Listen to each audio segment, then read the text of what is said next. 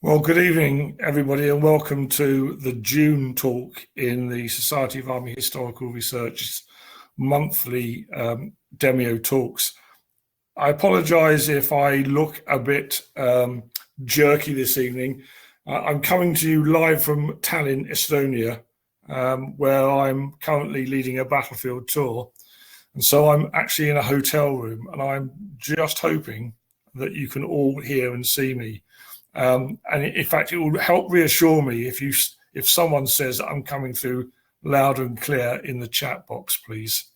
We have over 100 people who are registered for the talk this evening, of which over 38 are currently here in the room, and that number is steadily climbing.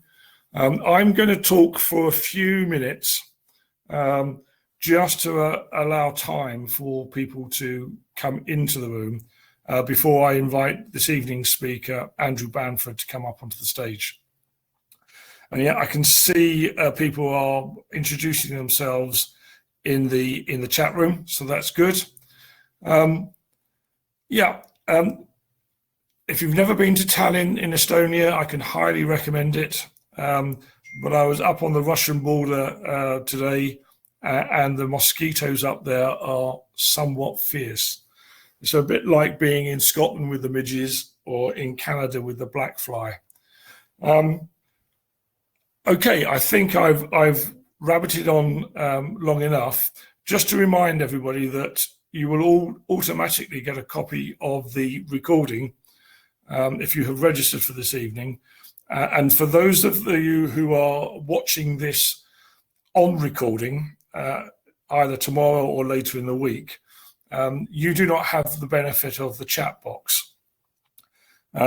We encourage people to pose questions to the speaker as they occur to them, rather than wait to the very end. And it saves time with people typing in their questions into the chat box. So if I could just remind the people in the audience here tonight that that's what I would like you to do, please. As soon as a question occurs to you, put it in the chat box immediately. And if Andrew then subsequently handles that question in his talk, then clearly I won't put the question to him. Therefore, without further ado, Andrew, would you like to come onto the stage? And I will introduce you properly.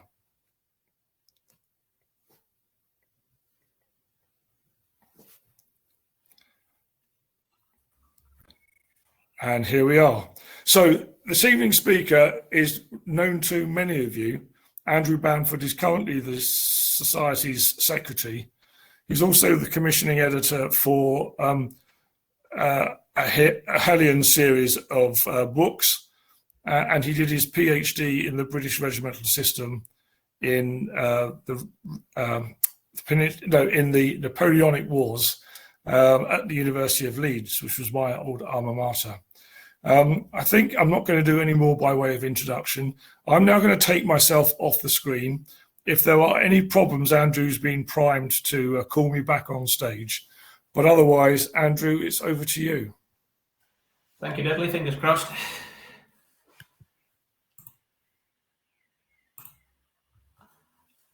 I'll begin with a slight apology. I'm in the process of moving into my shiny new redecorated study, and as we discovered when Dudley and I were testing the comms, because the room's almost empty, it's a little bit echoey at the moment. So apologies if the sound isn't quite as good as it could have been.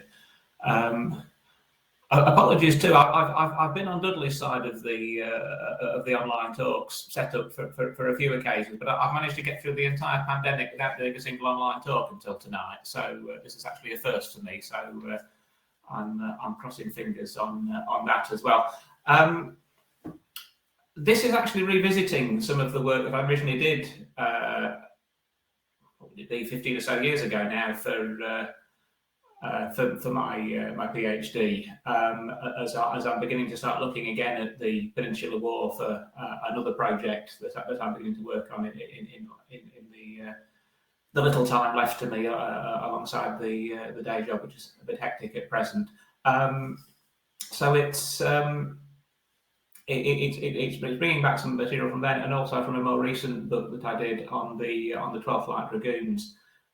Which to some extent was intended as a case study to test some of the themes in the thesis. And what a lot of the thesis was based on was use of the regimental and unit returns, strength returns, that were kept by the various units of the British Army throughout the Napoleonic Wars, and indeed for throughout the bulk of the Army's history, and to look for patterns and anomalies within the data from them, comparing regiment with regiment, theatre with theatre, changes over time, this sort of thing, and then use that to sort of direct the investigations that I was carrying out. And one of the topics that I found very, very interesting at the time, which challenged quite a few long-held assumptions, was the loss rates of horses during the Peninsular War, particularly the comparative loss rates between the different cavalry regiments. So I want to draw on some of that research. As I say, I also carried out this test case looking at the 12th Light Dragoons, working with the Regimental Museum of what was then the 9th 12th Lancers, and using a lot of their records. So I'll use the 12th as an example in a few places as we go through. But this is really a broader ranging investigation, as you'll see. So a bit of background then, first of all. Obviously, this was a 19th century army. Horses or animals were pretty much the only source of motor power for transport and logistics, as well as mounting the cavalry.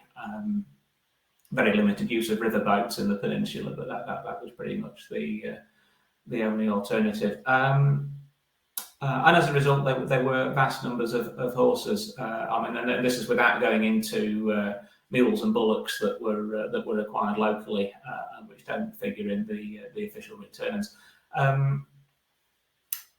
So looking at the first slide, which shows the growing strength of horses on the rolls of the Peninsular Army, at its highest point in April 1814, at the end of the war, there were 14,000 horses on the rolls, 2 horses for every 9 rank and file soldiers, and that was an increase in the ratio. It could be 1 to 8 at the start of the war, and as increasing numbers of cavalry were posted out to the peninsula, and the artillery arm was increased as well,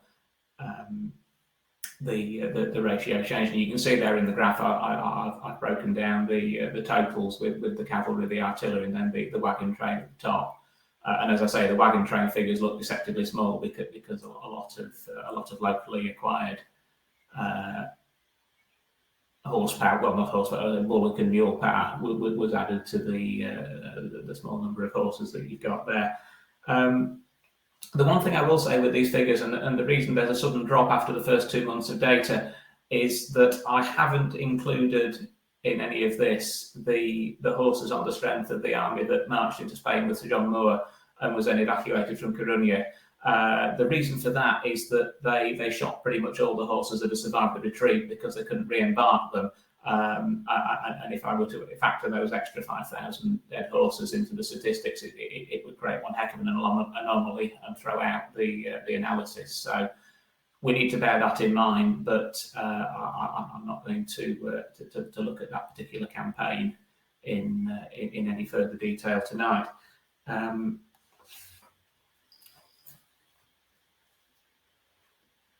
I would say as well, of course, just in terms of qualifications, the other thing this doesn't include are the horses that belong to the Portuguese units that were integrated into Wellington's army. They were on the strength of the Portuguese army, not the British army, and the returns that I was looking at are the ones that were sent back to Horse Guards, and so they don't include the Portuguese contingent. I would say, having said that, the Portuguese cavalry was kept dismounted at least for the second half of the war because they were so short of horses. So they had perhaps a couple of thousand at any one time, but never really any more than that to the total mounted strength that Wellington had.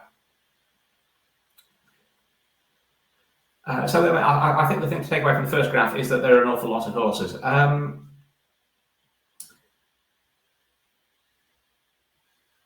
I lost my place in my notes. Where we go.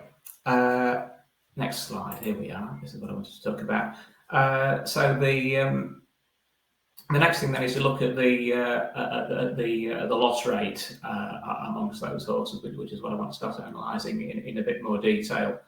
And as you can say, there are some fairly shocking peaks in all of this.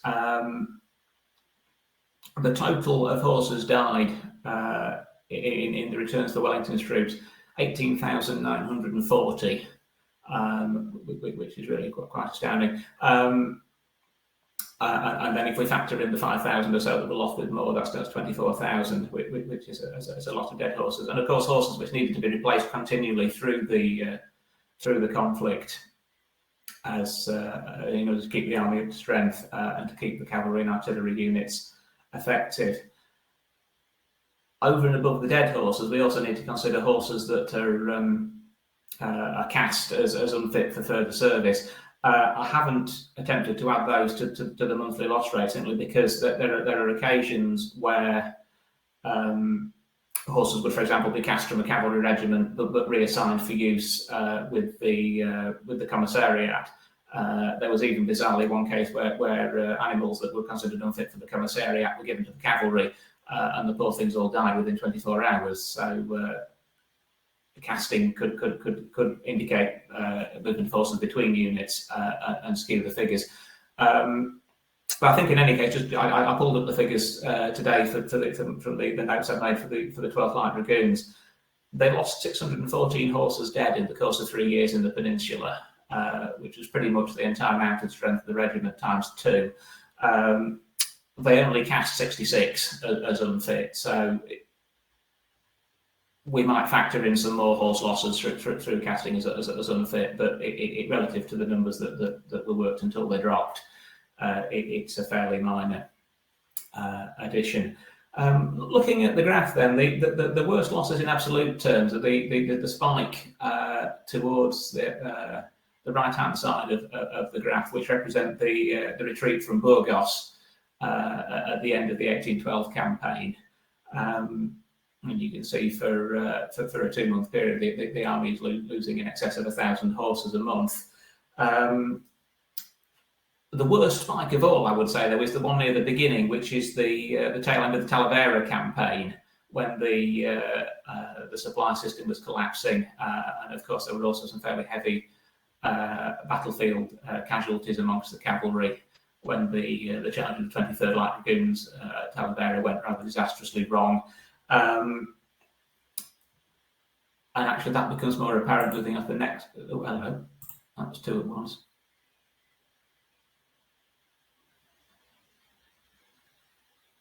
So just bear with me a moment. I may have made a mistake with my slides here. No, we've lost a slide. We should have seen, and in fact we can see if you ignore the thing I've ringed here. A death per 1,000 horses, just to put the relative figures into perspective, and you can see there the loss during the Burgos campaign, which is the slightly flat-topped spike to the right-hand side. It is now, in relative terms, far less significant than the huge spike near the beginning that represents the Talavera campaign. So that really was a disaster as far as the horse strength was concerned. What we're looking at really is a base rate of around 25 deaths per 1,000 horses per month of the war, and the overall average, because of the spikes, is about 38 per 1,000.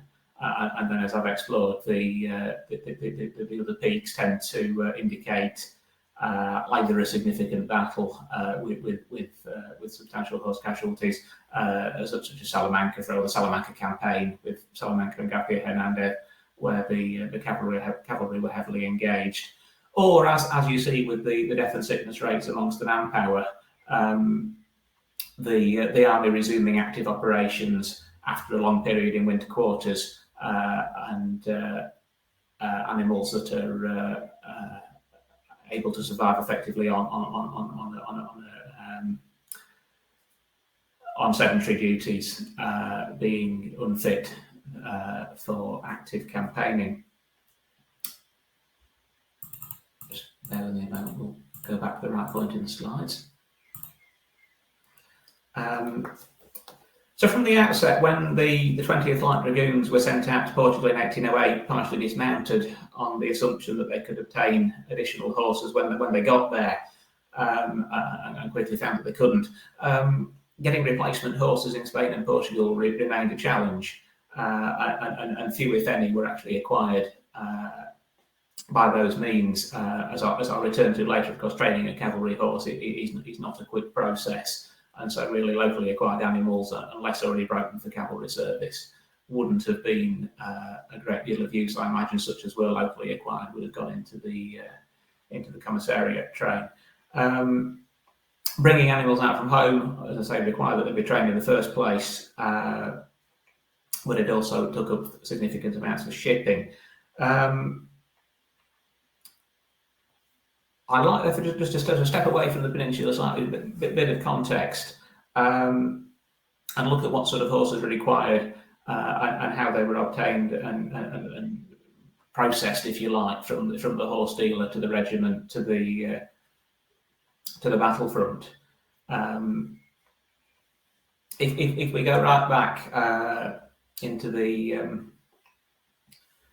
16th and 17th centuries, you've got the classic, the great black horse, as it was called, the old heavy cavalry horse, which had been the staple of cavalry work, and that pretty much ceased to exist as a breed in military terms, at least, through the general lightening of cavalry horses and through the introduction of fresh bloodlines.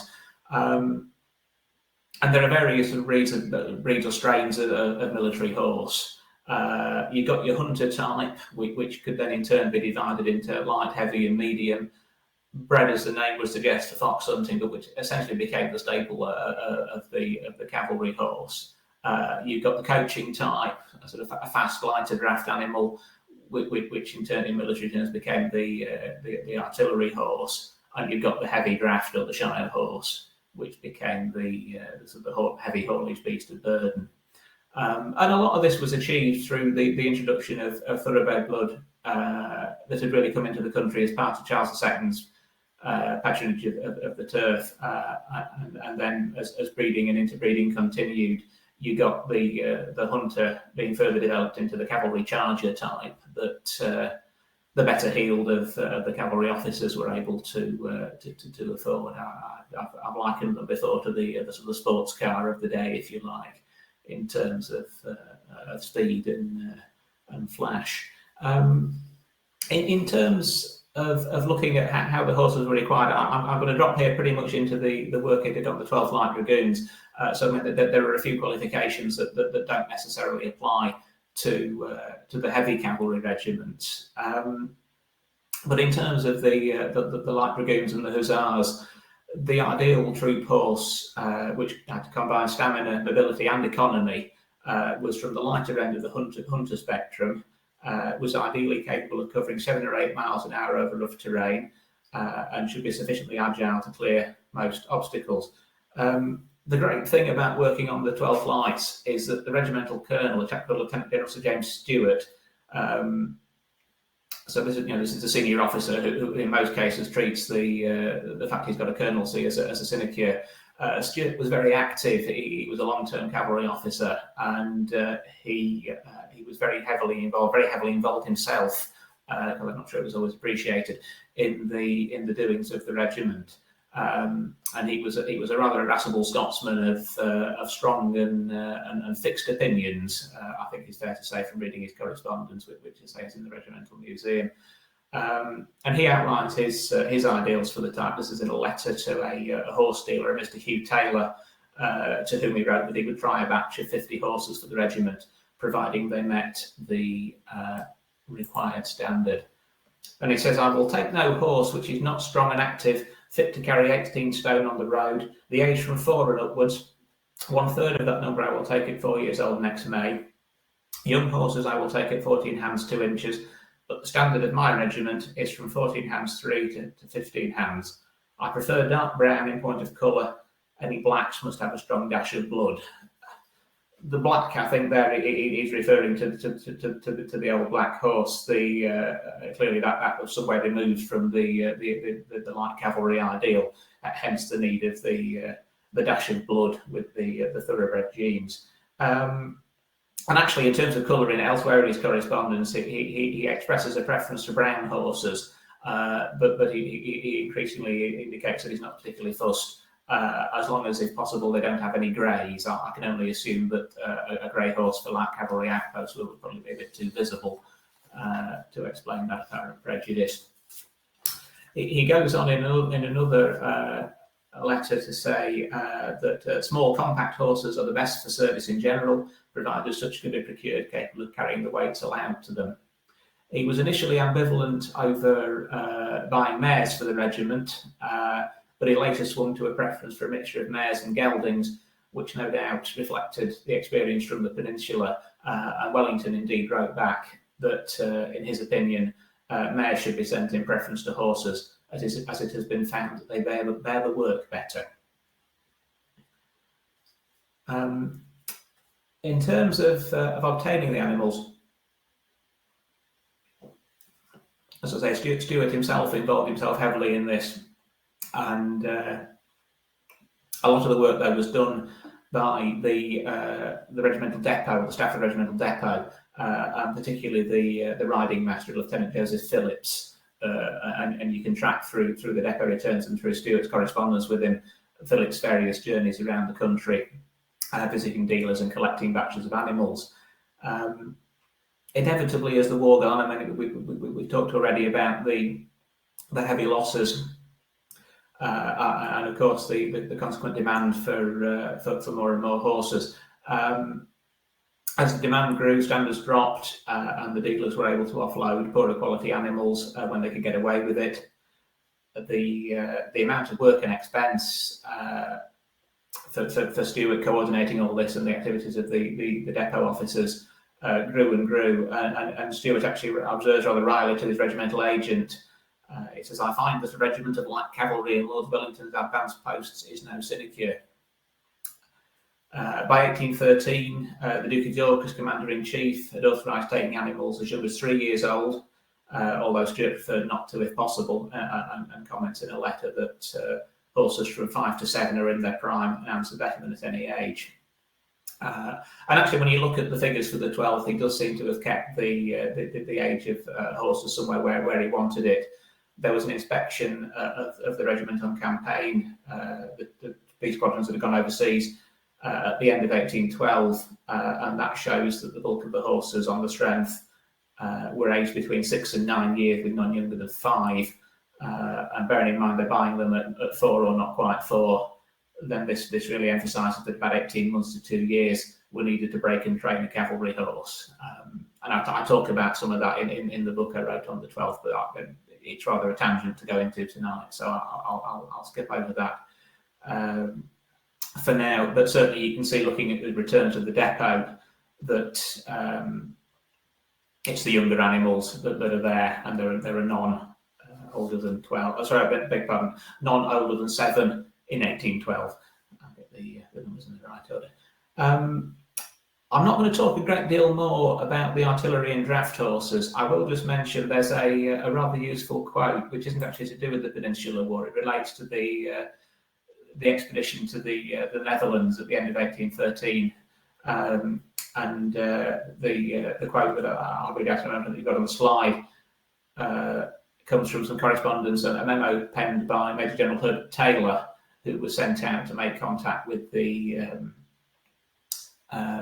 Dutch insurgent forces, and hopefully to try and secure some horses to help mount and mobilise the British troops that were following him.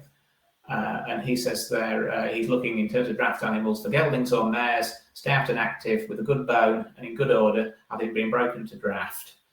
Age from 5 years old to 8 and upwards, size from 15 hands to 15 hands 3 inches, and helpfully for a Dutch audience, he explains that the hand is 4 inches English measure, and then rather optimistically asks that they all be perfectly sound in eye, wind and limb, and free from any blemish. And he wanted 500 of them plus riding horses, and I can only assume that the Dutch, having been raided for horse flesh to remount the Grande Armée the previous year would have just politely laughed at him. It really was not a realistic request, and you would think 5 years after they tried a similar trick in Portugal and got nowhere, that horse guards would have twigged they weren't going to pick up horses locally. But there you go. So to return to the Peninsula then, as I was going through all these returns and statistics back in the day, obviously we got the general trends that I talked about earlier on. And the next thing I wanted to do was look at relative loss rates between the different cavalry regiments. Now, if we had the tech to do it, and I haven't given the game away in the blurb to this talk, we could have had a bit of a QI situation. I could have asked the audience to tell me which was the best and most effective of Wellington's cavalry, and hopefully somebody would have said the King's German Legion, and then the screen would have flashed behind me, and lights would have come on and so forth. And it's not quite as straightforward as that, which is what I wanted to talk about as we move on. But certainly, as I went in, my assumption, based on what I'd read in the secondary literature and in memoirs, was that there would be an obvious superiority of the KGL cavalry, and that they would have lost far fewer horses, because we're repeatedly told that they were so good at looking after the animals. And I ran the comparative figures for the British and for the Germans. And they are separated by a fraction of a percentage point. The British lost 3.32% of their mounted strength each month. The KGL regiment is 3.29. I mean, it's so little a difference as to be barely worth noticing. We're looking at a fraction of a percentage. So I had to start looking then at the individual regiments in more detail, and these are all the cavalry regiments that served in the Peninsula under Wellington, all British and German cavalry regiments, and I've ranked them in order of their relative loss rates of horses.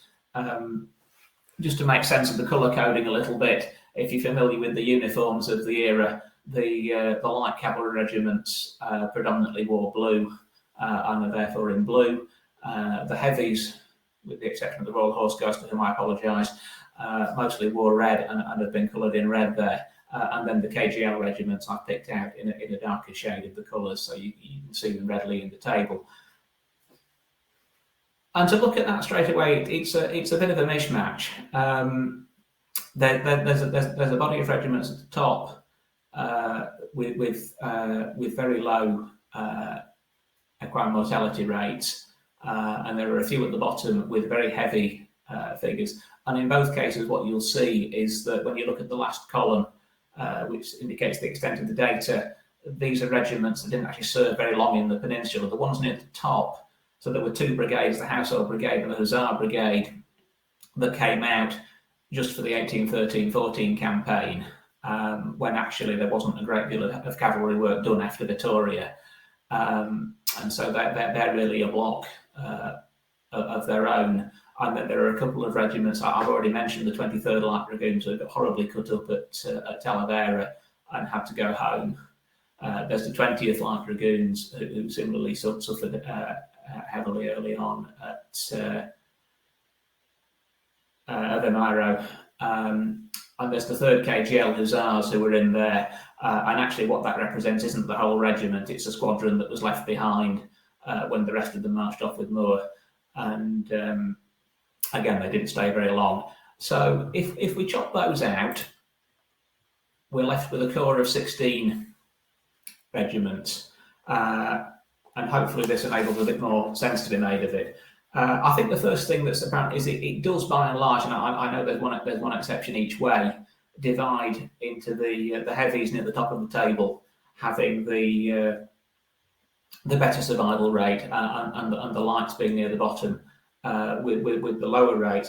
I think in general this is probably down to the fact that the heavies weren't really used for outpost work, and that the lights therefore had a more active time of things. Wellington, in his correspondence, comments on the fact that it was difficult to keep the heavy cavalry mounts in good condition, But actually, when you look at the inspection returns of the individual regiments, it would suggest that the heavies have generally managed to get better horses to begin with, which I think may in part be down to the fact that there weren't as many heavy regiments. They were less than half of the total of the cavalry, and so there wasn't quite the demand that there was for the light cavalry horses. And of course, because as well as the light cavalry that you've got serving in the Peninsula, there were regiments out in India and even one in North America, whereas the heavies at this stage were only employed in Europe. So all the heavy regiments that weren't in the Peninsula were at home. You might expect, of course, the heavies are prioritised for the mounted charge on the battlefield. You might expect, therefore, that when they do get stuck in, they take heavier horse losses, and this skews things back. You can see that to an extent. I had a look at, as I mentioned, the Salamanca campaign, where you've got Lamarchand's big charge at Salamanca itself, and then Box KGL Brigade at Agafia Hernandez. Even then, of the 10 regiments serving with Wellington's main field army at that time, the lights still take 1/3 of the total losses. The heavies, the other 2/3. So even a month with heavy battlefield losses isn't enough to skew the figures towards the heavies or even average things out. So the thing I'd initially set to prove was fairly straightforward. By and large, heavy cavalry lost a fewer horses per month than the lights, and I think the reasons for that make a fair amount of sense. If we look at the KGL, though, they're fairly rather more evenly distributed amongst the table than you might expect. There are 2 near the top, and the second best rate for a heavy regiment, and the best rate by far for a light regiment, so good that it's right up amongst the heavies, are the 2nd KGL Dragoons and the first KGL Hussars, respectively. But the 1st KGL Dragoons are near the bottom for the heavies. The 2nd KGL Hussars are in 3rd place, and of course we've already lost the 3rd KGL Hussars who got sent home. So it's there, but it's not as marked as I've been expecting. Because, for example, as I mentioned, the literature on this, you've got Ian Fletcher writing on Wellington's cavalry, his book Galloping at Everything. He tells us that the KGL are universally regarded as being far better at the job of caring for their horses than the British, and certainly his use of the present tense when he wrote that in 1999 was valid, because you couldn't find anybody to disagree. But as I say, I have tended to disagree with that. I mean, even looking at that table now, the average monthly loss for the British regiments is 3.6%, and it's 3.2 for the KGL. It's not the far superior ratio that we might expect, and it begs the question of why the historiography is telling us that we should expect this superiority. And I think part of the answer lies with that standout anomaly of the first KGL Hussars being right up there with a loss rate that's better than many of the heavy regiments. Because when you look at the period sources for the favourable views of the KGL cavalry, there are 2 things that become fairly apparent. One is that they actually refer not to the KGL cavalry as a whole, but to this specific regiment. And second of all, that a lot of them come from, not by no means all, a lot of them come from the light division, which, as we all know, spent as much time writing letters and memoirs as it did fighting the French, and which served alongside the KGL Hussars as part of the outposts along the Portuguese frontier in 1810. And this is where a lot of these accounts come from. And actually, when you dig into them, they're referring as much to the superiority of the Hussars as soldiers, as outpost soldiers in general, as they are to them being particularly good at looking after their horses. The other thing that we all know the KGL cavalry for in the Peninsula is Garcia Hernandez, which I mentioned, this incredible charge where they break French infantry squares. But beyond that, the KGL heavies don't really stand out as being mentioned as being incredibly impressive. Otherwise, the third, as we've already said, the third Hussars disappear fairly early on. The second KGL Hussars, actually one of the regiments at the end of 1812, when Wellington is asked to send home some of his less effective cavalry and transfer the horses to the regiments that remain. It's one of the second KGL Hussars, actually one of the regiments that go home. Partly, I think, it actually nothing to do with relative loss rates, but also if you look at the first column of the slide, they're far weaker than I think any of the other regiments in the table in terms of their average strength. And then, unsurprisingly, it's the lower rated regiments from the British cavalry that go home.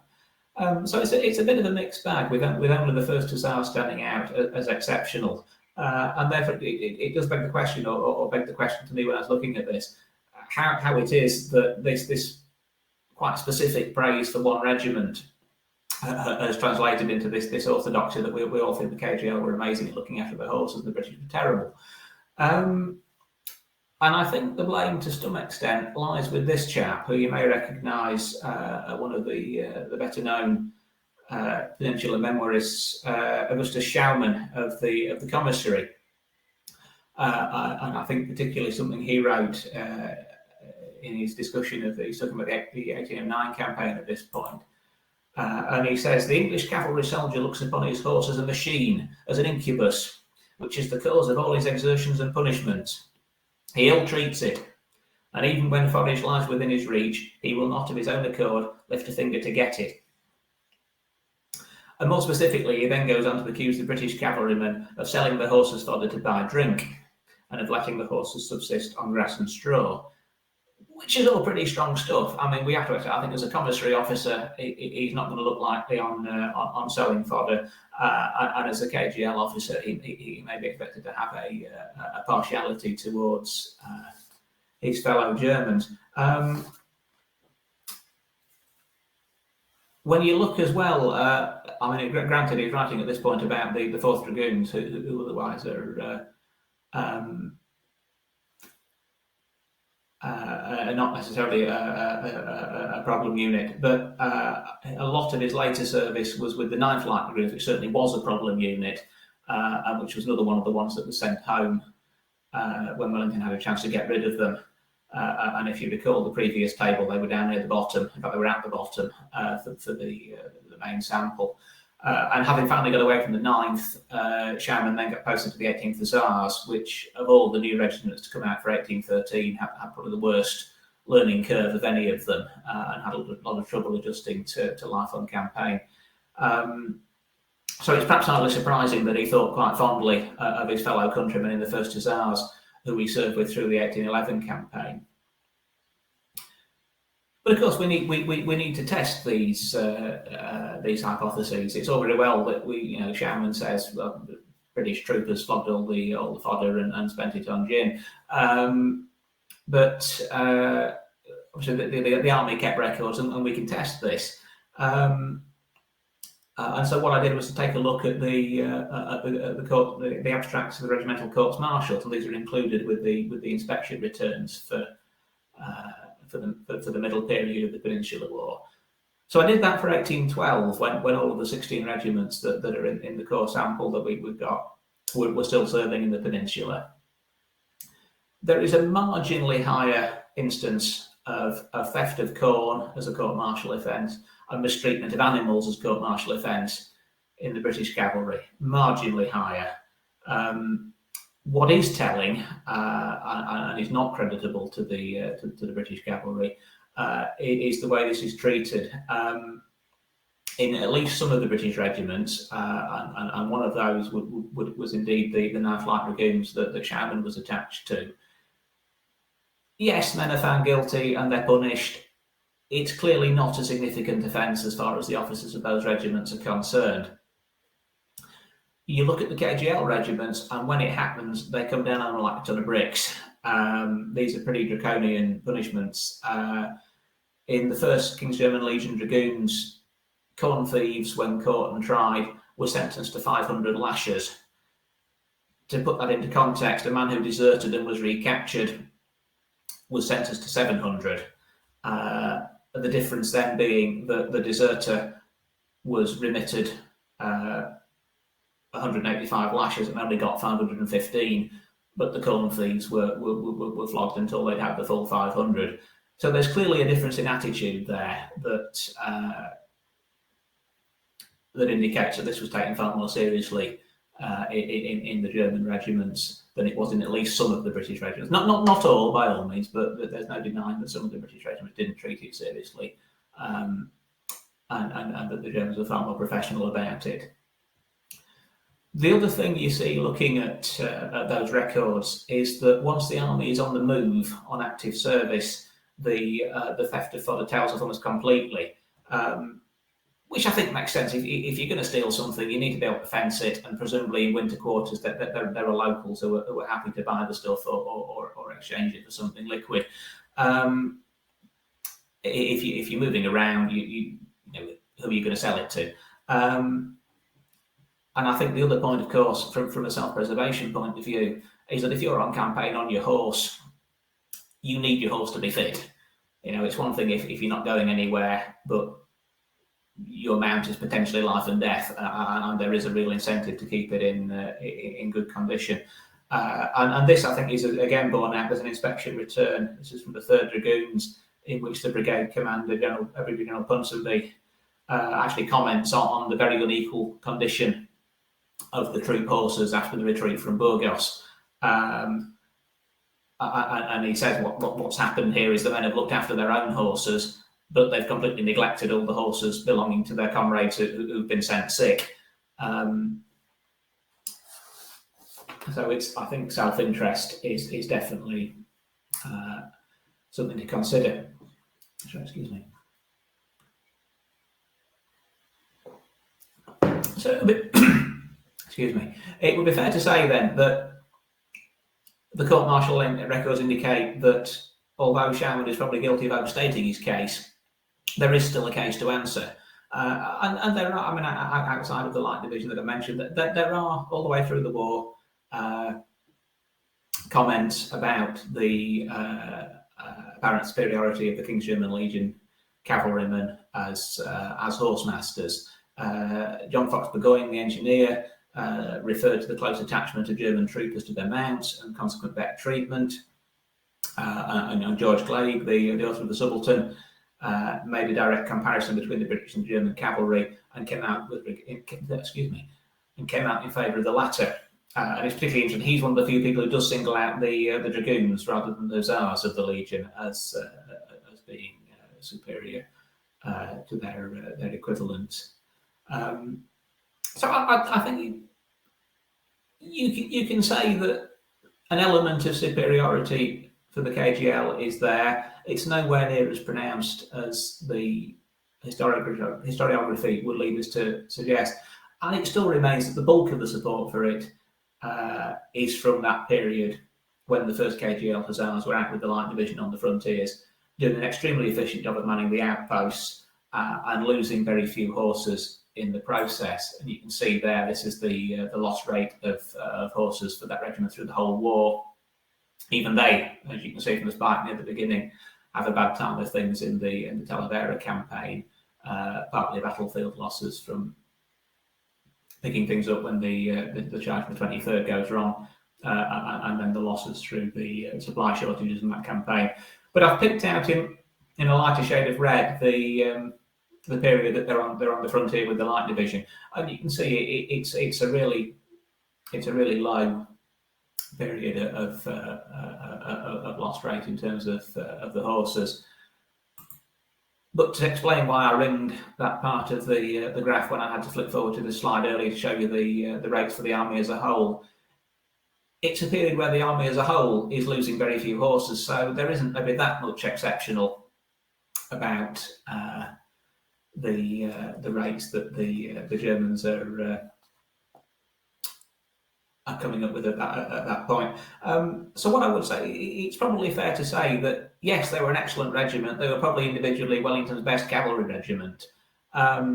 but that their reputation has perhaps been artificially inflated by that period, where they're operating with great distinction, to be sure, and losing very few horses, alongside a lot of people who are going to write about it afterwards, and indeed write some of the most popular accounts of the war. So, moving to wrap this up, and perhaps draw some general conclusions about the Wellington's cavalry as a whole. There's a point made by Sergeant William Tail of the 15th Hussars. He's writing about 1813, and he notes at that time with some envy the sleek and well-fed appearance of both the men and the horses of the 1st KGL Hussars. But he writes that he did not accept their being credited with what he writes as such a vast super excellence over the English dragoon. What he believed instead was that the KGL troopers were permitted considerably more freedom in how they obtained their forage, with no questions asked. Now, Tail was a fairly new hand to the Peninsula at this point. He attributes this to indiscipline.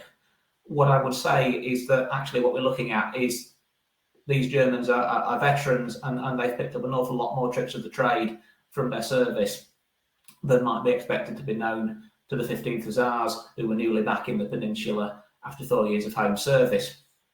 So, in other words, the fact that the KGL Hussars were in good order wasn't down to there being a KGL regiment, but down to there being an experienced regiment. And Angus Schaumann inadvertently provides evidence to support this. In his account of the cavalry, he highlights the 14th and the 16th Light Dragoons as a deserving exception from his criticism of the rest of the British cavalry. But of course, these are the two longest serving British cavalry regiments. They've been out there pretty much since the beginning. And their record of service pretty much parallels that of the KGL 1st Hussars. The only regiment to join Wellington in the Peninsula with any prior experience was the 1st KGL Hussars. As British regiments are out there, they begin to pick up the same sort of experience over time, and acquire many of the skills that the 1st Hussars had at the outset. And similarly, as time went on, the quality of the KGL regiments begins to some extent to be diluted as they struggle to keep up replacement manpower. And this, I would suggest, creates an equalisation towards the end of the war, judged not only by equine mortality rates, but also by performance of outpost duty and other general tasks. And when you look at the British regiments that come out towards the end of the war, they too can be seen to be going through a similar sort of a learning curve. So the Household Brigade come out, and they decide that since they're no longer being used for parades and so forth, they don't need to bother with combs and brushes for the horses. The result is that the horses' coats rapidly become matted and clogged, their paws get blocked, and they fall sick. And they belatedly realise that the combing and the brushing didn't just have an aesthetic benefit, and they reinstate it, and the horses recover. Similarly with the Hussar Brigade, who also come out in 1813, there's a Lieutenant George Woodbury of the 18th Hussars, and he comments in his writing about the vast amount of extra luggage that was brought on campaign by the officers of both the newly arrived brigades. And he's actually rather precious about the foraging that his regiment does. And he says, we're actually obliged to send near 2 leagues for green forage. The whole produce of the fields near have been already been consumed by the 15th and us. Those very fields of corn and barley, etc., as was the locals' principal support for the summer. So he's still feeling rather sorry for the poor peasantry that the army is subsisting on. Whereas, as we've seen, the KGL troopers are quite cheerfully foraging away to their heart's content. It's telling, though, looking at another officer from the 18th, Captain Arthur Kennedy, writing towards the very end of the war as they're advancing into France, and he rather affectionately refers to his men as Cossacks, droiders Cossacks, for their prowess in obtaining food for themselves and the horses, also clothing, which I think is a little less legitimate, from the farmland as they advance into France, which I think is showing the fact that they are gaining the skills and experience that Sergeant Tail the previous year had identified. in the German cavalry. So to wrap it up completely, I think the data all point to the same general conclusion. Loss of horses in a climate like the Peninsula was inevitable, but as time went on, the greater experience of the cavalry arm as a whole caused the loss rate to improve. And in the case of individual regiments, the longer they'd served out there, the fewer horses they lost. In some cases, that certainly did require strict discipline and forcing the men to take care of their horses. In other cases, as we've just seen with the Hussars, it meant a hardening of attitude and rather less sympathy for the locals if a no questions asked approach to obtaining fodder was the way to keep the horses fit. So far as the historiography's favouring of the KGL, the universally high reputation needs to be reassessed, at least in terms of their abilities as horsemasters, and I think we need to accept that outside of the first KGL Hussars, there wasn't really a great deal to call between the German and the British cavalry. And I think there's probably a lesson there on the unquestioned reliance on a small number of memoirs, which certainly makes you wonder how many other exaggerations and myths there are out there that need to be assessed. I haven't really got the time, and one of the reasons I want to return to this is to see if I can make any comparisons with the French in the Peninsula. I mean, certainly since I did this work, Bob Burnham's written his book on the French cavalry with an awful lot of data in it, and there's more in the Returns in the Nafziger collection, so it might be possible to make some comparisons with other armies serving in the same theatre, but as I say, I haven't as yet been able to proceed to do that. But certainly, in general terms, comparing the reputations of the cavalry on the two sides, there's certainly no occasion that the effective strength of any British or German regiment fell off to the extent that can be seen with some of the French ones, which can be seen an occasion to have shrunk very low indeed. And there doesn't seem to have been any incidents of the state of British cavalry horses adversely affecting the outcome of combat. What I would say in final conclusion then is that whatever lack of sense Wellington's cavalry may have at times displayed on the battlefield with their alleged propensity for galloping at everything, although if anybody jumps on me in the Q&A, I think that's also a myth that begs a great deal more scrutiny. They also, if you will, demonstrated sufficient horse sense off the battlefield to keep their regiments in the field throughout the worst of the campaigning. I apologise, I've taken a little longer to deliver that than I intended, but hopefully we've got time for a few questions at the end if Dudley wants to pose them.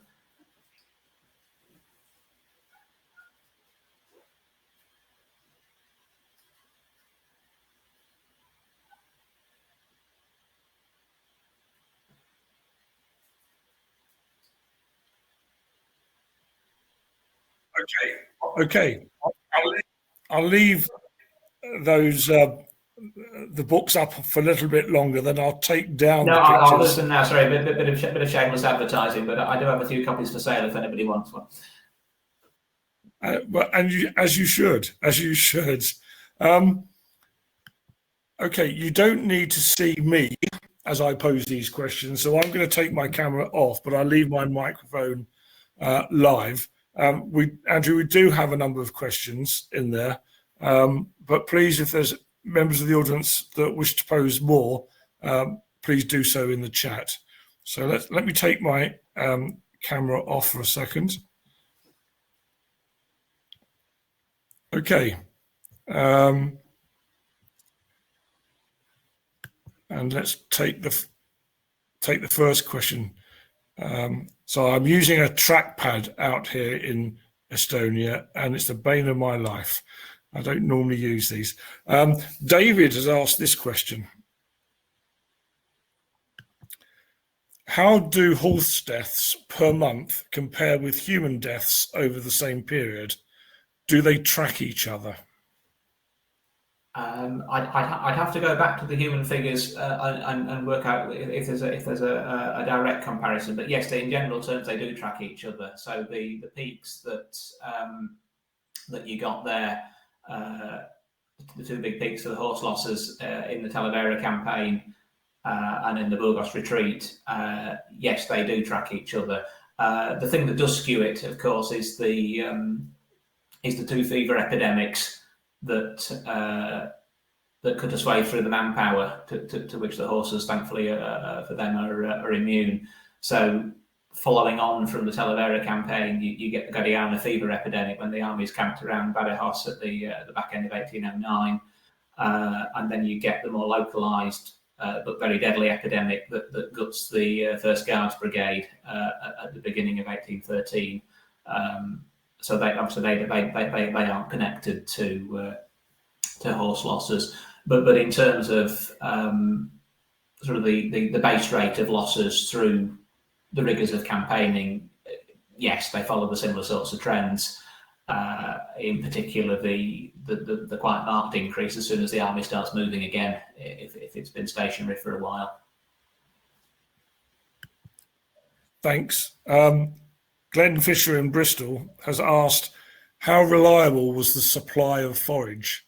Would a blind eye be taken when supply failed and forage taken from the population? Well, I mean, I think to some extent I've already answered that in the talk. So you've got the case of with Lieutenant Woodbury feeling rather guilty that his men are taking from the local population, and equally you've got the Germans and some of the more veteran British regiments are quite cheerfully doing just that if they need to. I mean, certainly supply issues were marked in the Talavera campaign for men and beasts, and that's probably the worst occasion. Burgos retreat to some extent, but I mean that's partly through mismanagement. That the supply trains do fail. I guess the one advantage for feeding horses is you can feed them locally if you're out on the plains somewhere and there's grass growing, at least they're going to get something. But drumming up meat and biscuit for the troops is perhaps a little bit more challenging. But yeah, that's. Okay. Thank you. Robert's asked this question: do these numbers include the horses that were disposed of because they became unfit for service, i.e., worn out? If not, how much would the numbers change? So this is what I mentioned when I talked about the horses being cast. That was the army's term for that. So they would be cast off the strength as unfit. The cavalry horses that were cast, if they could be used for commissariat purposes, they were. I mean, it's rather cruel, but you've got the animal out there. You're not going to send it home. If you can get another week out of it, you can. It's not very nice. The figures for the 12 in round numbers for every horse that they got rid of as unfit, they lost about 10 dead. So it's the lesser part of the losses by a considerable portion. Thank you. Our chairman, Ewan Carmichael, was asked, do we know if horses were sourced throughout the British Isles or, as today, mainly from Ireland? Yes and yes. They did source them throughout the country, but there was a strong and an increasing reliance on Irish dealers as the war went on. Or certainly, I should qualify that by saying, from what I've looked at with the 12th Lights, which was the case today, I haven't looked at other regiments, and I'm not sure, in fact, that you could do that for a lot of other regiments because the letters of Colonel Stewart, General Stewart, are fairly unique. But certainly, if that represents a typical trend, then yes. And actually, Stewart, to some extent, had a prejudice against Irish horses and didn't want to use them unless he had to. Which leads me to suspect that other regiments were probably relying on Ireland as a source of horseflesh even before the 12th went over to doing that. But they were being sourced from elsewhere. If you look at where Lieutenant Phillips, the 12th Riding Master, is being sent, he's off up to Scotland, he's off up to the northeast. This is from a regiment that's got its depot down in the West Country. So they are looking all over the place. Okay, I've left the most probably challenging one till last from Stephen. So I'm just trying to put it up for a second. Presented are the total losses rather than the attrition losses. The battle casualties have not been removed, therefore little can be taken from the numbers given. Oh, yeah, I was going to say there's no question there, but I don't think that's entirely fair. I mean, there are spikes in the data because of battle casualties, but you can spot them and identify them for what they were. When you rule out outpost skirmishes or losses by individual regiments, I mean, there aren't that many occasions where there are multi-brigade cavalry actions with significant, significant charges. We're not talking Waterloo, where there are 7 brigades of cavalry, and by the end of the day, they've all been British cavalry, I should qualify, and they've all been heavily engaged. Salamanca is probably the hardest day for the cavalry in the whole war on the battlefield. Yeah, you might have heavy losses at somewhere like Maguire, where the heavy brigade of the 2nd Cavalry Division gets cut up, but that's 3 regiments out of 18, 19 at that point in the war. It's not going to skew the averages that badly. As I say, I think when you take the base rate across the sample as a whole, and you identify the spikes for what they were, then you can qualify the data. I mean, if you're going to take that line, then everything I did on manpower is defunct as well, because I suppose you're right. You could go through every single casual return and qualify it, but it would take years that I didn't have when I was doing a PhD, and that I don't think, to be honest, would merit the amount of time that it would take, because again, you can see a huge spike in manpower losses that corresponds with the storming of Badajoz or whatever, and you can say, yeah, that month's an anomaly, we can discount that, but let's look at the trends across the war as a whole. So no, I think as long as you recognise what Stephen points out, that yes, there are losses for multiple reasons in those figures, and you take that into account when you're analysing them, then I still think you can draw effective conclusions from that. Thank you, Andrew. I was smiling broadly whilst you were answering that question. You can't see me. It's good job I had the camera off. There is actually one last question that's come in. I'll put it up. It's from Liam. Is it possible to know if cavalry regimental depots conducted recruit training with remounts or on fully trained horses? Or would remounts be trained separately by experienced riders seconded from frontline duties? So yes to the latter. They had what they called rough riders who were involved in breaking the horses and training them for service, and the regimental riding master would oversee that. And what they did later in the Peninsular War certainly was that the regimental depots were consolidated into a few locations. So a lot of the light cavalry was at Radipole Barracks, for example, so that the personnel of the different regiments could assist to some extent. I mentioned, for example, that Phillips, who was the 12th riding master, was sent off looking for horses, but there would be other experienced men at the depot for doing that. There weren't very many, well, certainly the case of the 12th when I looked, there weren't many old horses kept at the depot. So my assumption is that the horses were broken and then used for recruit training, and then the horses and the recruits were shipped out. That would seem to make sense of the data that's in the returns.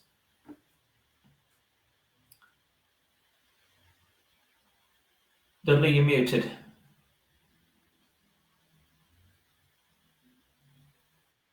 I am, thank you. Sorry, we've come to the end of the questions, Andrew, and actually you've done remarkably well in staying to time as well. So the people in the audience are saying thank you very much for a really interesting lecture. I'll open the chat now so I can see it. Thank you. So, normally in these occasions, we give the speaker a round of applause in the chat, if that's possible. But whilst that's coming in, I'm afraid I don't have details of next month's talk available to us yet. But as soon as the speaker and the date has been confirmed, we will get the message out through the normal channels. But there will be a talk in July. And Andrew, it just remains for me to thank you once again for taking the time this evening to present some of the findings from your PhD research. All those many years ago. I know. I had dark hair back in those days before it started going silver, but there we go. I'm sure those two facts aren't connected. Okay. And just a reminder to everybody that the recording should go out automatically to you within a few hours, and certainly by tomorrow morning. And if it doesn't arrive, then please just send me an email and I'll make certain it arrives in your inbox. Andrew, thank you once again. I'm going to close down the session. Good night all.